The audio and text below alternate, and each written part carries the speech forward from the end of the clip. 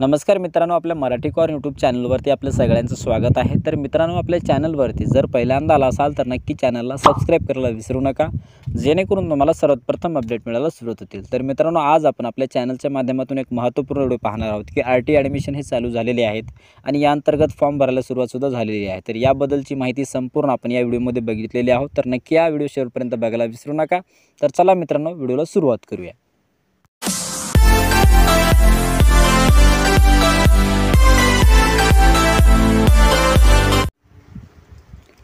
तर मित्रांनो, आरटी प्रवेश प्रक्रिया नव्याने कशी सुरू होणार, तसेच ही जी काही आरटीची प्रवेश प्रक्रिया आहे ही 17 मे पासून चालू झालेली आहे। तर याच माध्यमातून शिक्षण हक्क कायद्याअंतर्गत आरटी आणि खाजगी इंग्रजी शाळेत देण्यात येणारी प्रवेश प्रक्रिया रखडली होती आणि प्रवेश प्रक्रियेत राज्य शासनाने बदल केला होता आणि त्या विरोधात पालकांनी उच्च न्यायालयात धाव घेतली होती।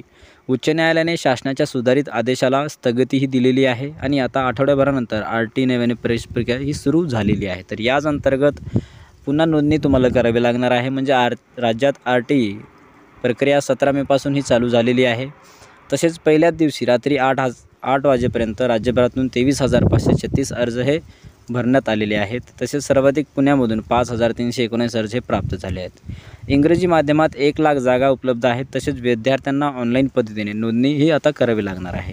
यापूर्वी आरटी प्रवेशासाठी नोंदणी केली आहे त्यांनाही पुन्हा आता नोंदणी करावी लागणार आहे। जर तुम्ही अगोदर नोंदणी केलेला असाल तर तुम्हाला परत नोंदणी करायची आहे। तर अशा प्रकारे मित्रांनो, आरटी ॲडमिशन अंतर्गत हे ॲडमिशन चालू झालेले आहेत आणि गेल्या वर्षी किती जण हे पात्र ठरले होते, तर तुम्ही बघतच असाल की तब्बल 2,11,000 अर्ज आले होते। त्यापैकी 68,000 विद्यार्थी हे पात्र ठरले होते। तर अशा प्रकारची माहिती आपल्या चॅनलच्या माध्यमातून पाहण्याचा आपण प्रयत्न केलेला आहोत। मित्रांनो, जर तुमच्या पाल्याचा जर तुम्हाला आरटीमध्ये ॲडमिशन करायचं असेल तर लवकरात लवकर ॲडमिशन किंवा ऑनलाईन फॉर्म भरायला सुरुवात ही झालेली आहे आणि या अंतर्गत तुम्ही ऑनलाईन फॉर्म भरायला सुरुवात करा, जेणेकरून तुमच्या पाल्याच्या भविष्यासाठी एक चांगली शाळा त्याला निवड ही होईलच। जर तो पात्र ठरत असेल तर त्याचा नंबर लागू शकतो आणि त्याला एक चांगला हक्क, शिक्षण हक्क कायद्यानुसार त्याला एक चांगला शिक्षण, चांगलं एज्युकेशन मिळू शकतो। तर अशा प्रकारे आपण एक थोडक्यात छोटीशी माहिती बघण्याचा प्रयत्न आपण केलेला आहोत की 17 मे पासून आरटी ॲडमिशन हे चालू झालेले आहेत। तर लक्षपूर्वक तुम्हाला जर तुमच्या पाल्याचा ॲडमिशन करायचं असेल तर लवकरात लवकर फॉर्म भरायला सुरुवात करा। धन्यवाद। जय हिंद, जय महाराष्ट्र।